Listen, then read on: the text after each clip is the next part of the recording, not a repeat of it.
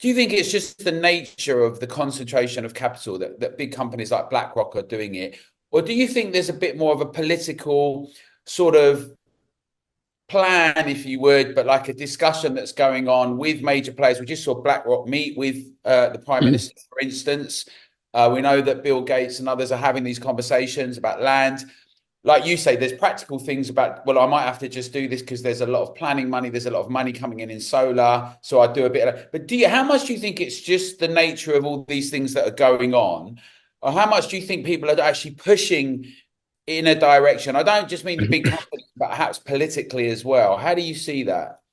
Well, you know, I'm not a conspiracy theorist. I like to try and be logical about things, but at the same time, it does all seem to be falling into a way that you can't help wonder what's really going on. I mean, I think something that's important to get across that I always feel awkward, if I'm honest, but I'll try and be really open and honest about it. So I always feel a bit awkward about talking about this in terms of like, and I've heard it quite a bit in this debate in the last few weeks. It's like, well, there's no getting away from the fact that somewhere on a piece of paper, I'm a really wealthy man. Yeah, I've got like, because I've got, thanks to those previous two generations that have worked hard, invested, and a bit of my own work, I'd like to think as well, because I'm no spring chicken myself. I've got two boys that I'd like to continue and carry on farming.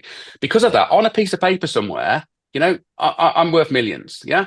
But I don't see it as money because I'm just a custodian, like my father was and my grandfather was. It until the day I sell it. So I've got an option. I could be incredibly selfish right now. I could say, right, I'm done with this. Everything's working and conspiring against me. I should encourage my kids to go and, get some qualifications to something else and don't be farmers, don't do that. Cash it in, sell it to the highest bidder. Probably not a farmer because I've just explained farming's not particularly investable right now. So, and where we are, we're quite urban fringe of our land. So a lot of it probably would end up getting developed ultimately, and solar and batteries and all those things that people generally don't want. So I could walk away and, I'm 51 now. There's probably enough to see me out happy ever after. Fine. But I'm no longer a farmer if I do that. There's no chance that my next generation can farm. So I've kind of broken that contract, that custodian kind of contract with the countryside. Yeah. It'd be an incredibly selfish thing for me to do. So that's why farmers don't think like that.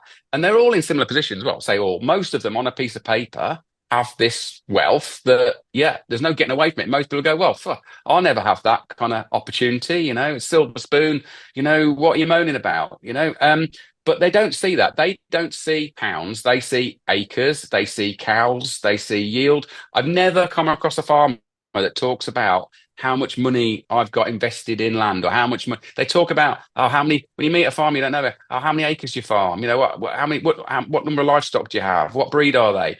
They don't see it as pound. And if they did, and I tell you what, the genie it's hard to put back in the bottle after this discussion.